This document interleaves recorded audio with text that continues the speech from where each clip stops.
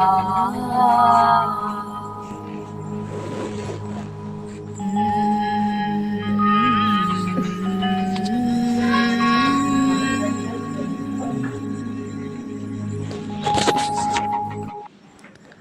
नाम Lewis Fisher है।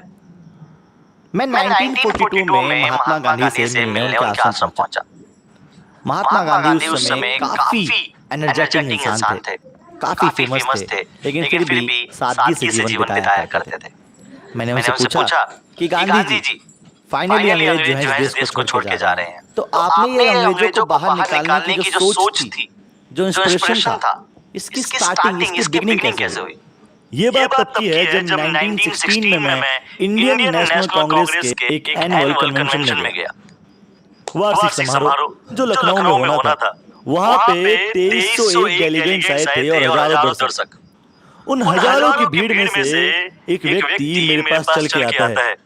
गांधी जी, हमारा नाम राजकुमार शुक्ला है, हम चंपारण से आया हूँ, हम आपको चंपारण ले जाना चाहता हूँ महाराज। चंपारण ये कहाँ पड़ता है भाई? अरे ये हिमालय के नीचवा है, नेपाल का जो बॉर्डरवा है ना, हाँ वहीं पड़ता है महाराज। देखिए भाई शुक्ला जी, मुझे फिलहाल कानपुर जाना है और भी बहुत सारे इंडिया के स्टेट्स में जाना है और मुझे काफी काम है। मैं आ नहीं पाऊंगा, पॉसिबल नहीं है। लेकिन बात क्या है, आखिर आप चंपारण क्यों ले जाना चाहते हो मुझे? अरे कहा बताइए गांधी जी, हम लोगों के साथ ही जमींदार लोग इतना अत्याचार करता है, इतना अत्याचार करता है महाराज। ये जमींदारी प्रथा से हम लोगों को मुक्त कराइए महाराज, हम लोगों को मुक्त कराइए। किसी ने हमसे कहा था कि हमारी प्रॉब्लम का सलूशन आपके पास है महाराज, इसलिए आपके पास आए हैं। नहीं, आप शायद गलत जगह आ गए। मैं थोड़ा सा बिजी हूँ, आप किसी और को ले जाइए महाराज। अगर आप नहीं चलेंगे तो हम आपके पीछे पीछे चलेंगे। फिर राजकुमार शुक्ल गांधी जी के पीछे पीछे हर राज्य में चलने लग जाता है। राजकुमार शुक्ल की इस लगन को, इस डिटरमिनेशन को देख के गांधी जी बड़े इंस्पायर हो जाते हैं, मोटिवेट हो जाते हैं। देखिए शुक्ला जी, फलाना फलाना डेट को मुझे कलकत्ता जाना है, उसके बाद मैं फ्री हूँ, फिर तुम मुझे जहाँ मर्जी वहाँ ले जाना। कुछ महीने बाद राजकुमार शुक्ल उसी जगह, उसी स्थान पे गांधी जी का इंतजार कर रहा होता है। चलिए महाराज चलिए। अरे भाई फ्री तो हो जाने दे। फ्री होने के बाद दोनों जने बिहार के जिले पटना के लिए ट्रेन पकड़ते हैं। महाराज यहीं पटना में राजेंद्र प्रसाद जी का घर है, अगर आप कहें तो वहां भी चल लीजिए। उस समय राजेंद्र प्रसाद एक वकील थे और आजाद हिंदुस्तान के वो कौन थे, आप सब लोग कमेंट करके बताइएगा। राजेंद्र प्रसाद जी घर पे हैं? अरे वो बाहर गए हैं, काम बोलो। मिलना था उनसे। अरे तो फिर आ गया। यार तूने राजेंद्र प्रसाद जी को परेशान कर रखा है, भाई टाइम लगेगा, चल बाहर इंतजार कर ले जमीन पे बैठ के। अब दोनों जने जो है जमीन पे बैठ जाते हैं। गांधी जी को थोड़ी देर प्यास लगती है, तो गांधी जी वहीं उसी घर के पास कुआं होता है, तो वहाँ पानी पीने जाते हैं। ओ हीरो क्या कर रहा है बे? पीछो पीछो। अरे पानी पीना है मुझे। अरे पीछो यार, अच्छा हुआ मैंने देख लिया। अबे यार अगर तू बाई चांस एक हल्की सी भी बूंद इस कुआं में गिर जाती तो पूरा पानी खराब हो जाता। पीछो मैं पिलाऊंगा पानी। तो गांधी जी को जब दूर से पानी पिलाया जाता है तो गांधी जी को ऑकवर्ड लगता है। गांधी जी पूछते हैं राजकुमार शुक्ल से कि क्या सीन है यार ये? अरे गांधी जी, वो आपको अनटचेबल समझ रहा है, आप हमारे साथ आए हैं ना, हम निचली जाति के हैं, इसीलिए हमको जमीन पे बैठाया है और कुएं से पानी नहीं पीने दिया। अनटचेबिलिटी क्या होता है ये? गांधी जी बताएंगे कभी तसल्ली से आपको। उसके बाद गांधी जी मुजफ्फरपुर जाने का फैसला करते हैं और गांधी जी जेबी के प्लानिंग को एक लेटर लिखते हैं। डियर जेबी के प्लानिंग, हम आपके पास आ रहे हैं। जेबी के प्लानिंग गांधी जी से पहली बार शांति निकेतन स्कूल में मिले थे 15 अप्रैल 1917 को। आधी रात में ट्रेन मुजफ्फरपुर स्टेशन पे पहुंचती है। उस स्टेशन पे स्टूडेंट्स की भीड़ देखकर गांधी जी इंप्रेस हो जाते हैं। वो कुछ दिनों तक प्रोफेसर मलकानी के घर पे रहते हैं, जो उस समय एक अनयूजुअल बात थी, क्योंकि एक सरकारी नौकर एक वकील को अपने घर पर रख रहा है, ये कहीं ना कहीं सरकारी नौकर के लिए उसकी नौकरी खतरे में पड़ने वाली बात थी। तो एक अनयूजुअल बात थी क्योंकि उसका जॉब रिस्क में था। अब देखते ही देखते गांधी जी बहुत फेमस हो जाते हैं। मुजफ्फरपुर से लेके आसपास के सभी इलाकों में ये बात फैल जाती है कि कोई महात्मा आए हैं हमारी परेशानियों का समाधान करने के लिए। अरे गांधी जी हमारी मदद कर दीजिए महाराज, महाराज हमारी भी सुन लीजिए। ए गांधी, अरे हमार सुना हो। रुकिए रुकिए, मुझे बताइए क्या प्रॉब्लम है। और वैसे भी आपकी प्रॉब्लम ये वकील लोग भी तो सॉल्व कर लेते। अरे काहे के वकील भैया, ये वकील इतनी हाई फीस लेते हैं, हम कहाँ जाएंगे। अच्छा जी, इतनी हाई फीस। एक बात बताओ वकील हो, कि ये गरीब लोग तुम्हारे कोर्ट में आना बंद कर दें क्या? ये सिर्फ और सिर्फ अमीर लोगों के लिए बना है ये कोर्ट। इतनी फीस लेते हो बदतमीज। तुम लोग बताओ आखिर मुझे यहाँ बुलाया क्यों है, आखिर सीन क्या है। गांधी जी हम आपको बताते हैं क्या सीन है। सीन है इंडिगो, नील। दरअसल क्या होता है, हमें अपनी जमीन पे इंडिगो उगानी पड़ती है जबरन एज अ टैक्स। और ये नील जो है इंडिगो यहाँ से ब्रिटेन जाता है और ब्रिटेन से जाता है ये जर्मनी। वर्ल्ड वॉर फर्स्ट के दौरान जर्मनी वालों ने सिंथेटिक केमिकल इंडिगो उगा लिया और उन्होंने ब्रिटेन से कहा कि अब से इंडिगो नहीं चाहिए। इसका मतलब ये है कि अब इंडिया में इंडिगो उगाने की जरूरत नहीं है, हमारी प्रॉब्लम सॉल्व हो गई थी। लेकिन इन जमींदारों ने महाराज बहुत तेज है साले। इन जमींदारों ने क्या किया, इन जमींदारों ने कहा कि अगर तुम्हें इंडिगो नहीं उगानी है तो हमें कुछ मुआवजा दे दो। अब महाराज हमें क्या पता जर्मनी में ये सीन चल रहा है। हम सब लोगों ने मुआवजा दे दिया महाराज, मुआवजा दे दिया। लेकिन मुआवजा देने के बाद हमें पता चला कि अगर हम मुआवजा नहीं देते उसके बावजूद भी हमें इंडिगो नहीं उगाना था। तो महाराज हमको हमारा पैसा दिलवा दो, महाराज हमको हम सबको पैसा दिलवा दो। ओके, मैं समझ गया। चलो ब्रिटिश लैंडलॉर्ड एसोसिएशन, ये तो बहुत आसान मामला है। क्या सीन है ये गरीब किसानों को पैसा तुम क्यों नहीं देते हो? तो कौन है बे? मैं मोहनदास करमचंद गांधी। ओ मोहनदास करमचंद गांधी, कौन है ये? अरे मैं हूँ। छोड़ो कौन है ये? इन गरीब लोगों को पैसा तुम देते क्यों नहीं हो? ओ भाई सुन, हम बाहर वालों को कोई इन्फॉर्मेशन नहीं देते, पैसा तो दूर की बात है। हम तो ये क्यों बताए क्यों दे रहे? ओ भाई सुन, अंग्रेज की औलाद, बाहर वाला तू है मैं नहीं, समझा?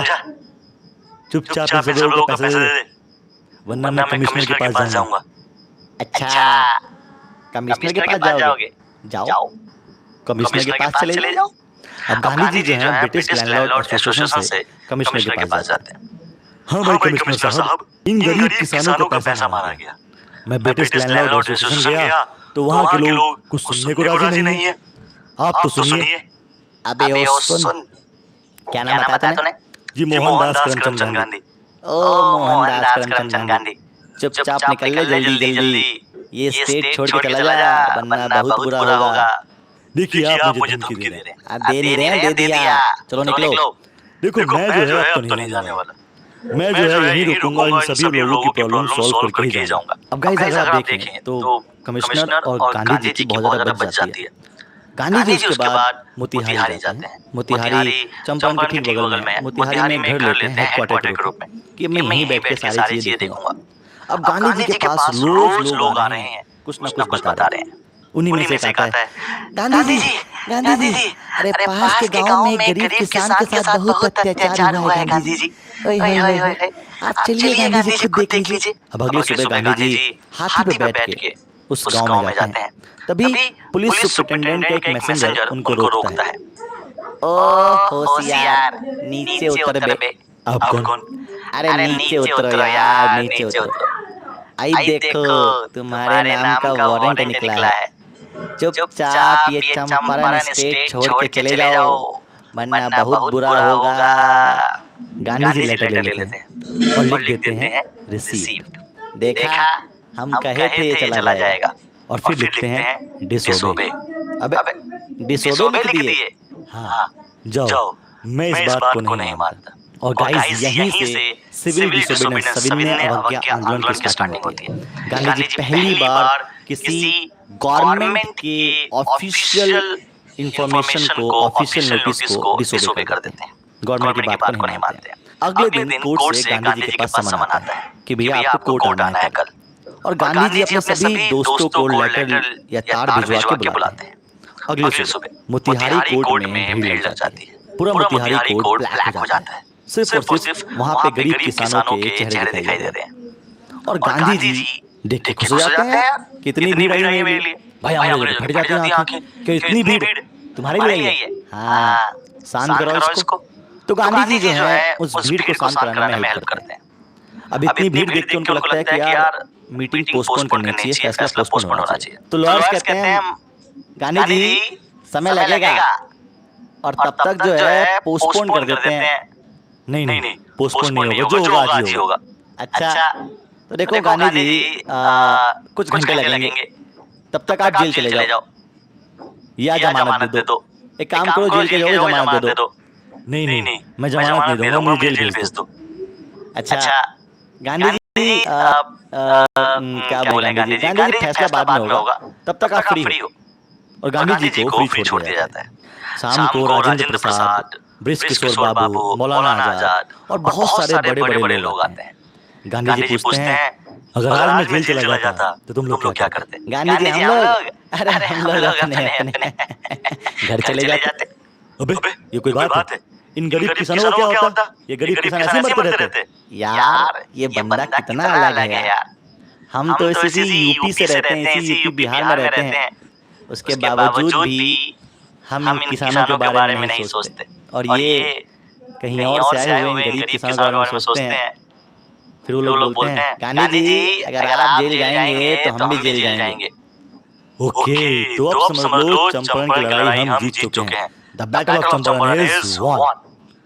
कुछ दिनों बाद गांधी जी के पास एक लेटर आता है जिसमें लिखा होता है कि आप चंपारण में जितनी देर तक चाहें रह सकते हैं, आपको कोई रोकेगा नहीं। और गाइस ये पहली बार डिसोबीडियंस जो हमने बताया साइन किया गांधी जी ने, डिसोबीडियंस पहली बार जीत जाता है। गांधी जी की लेफ्टिनेंट गवर्नर से कई बार मुलाकात होती है। काफी मुलाकातों के बाद at the end lieutenant governor मान जाता है कि कमीशन बनना चाहिए। और कमीशन में रखा गया एक गांधी जी को, एक जमींदार को, एक अंग्रेज को।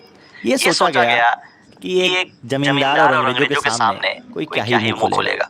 लेकिन गांधी जी उस समय सभी को मोटिवेशन दे चुके थे, सभी को जो है आत्मनिर्भर, सभी को जो है विश्वास का पाठ पढ़ा चुके थे और सभी को बता चुके थे तुम्हारे पास योद्धा हैं, वो तुम खुद हो, बस तुम सच का साथ दो। सत्य और अहिंसा की लड़ाई गांधी जी यूपी बिहार में सिखा चुके थे। तो जैसे ही वो कमीशन हर गांव जाता है तो उनको बुरा मिलता है।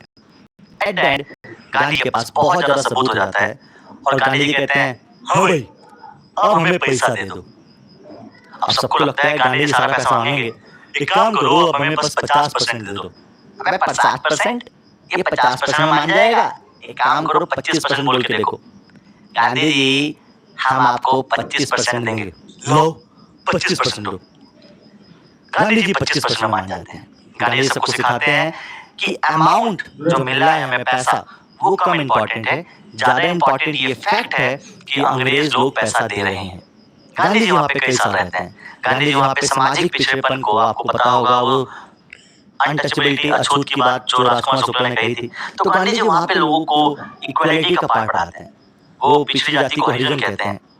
टीचर्स जैसे महादेव देसाई, ठीक है, बहुत सारे टीचर्स जो हैं आते हैं, पारिक आता है ताकि वो सिखा सके बच्चों को प्राइमरी एजुकेशन।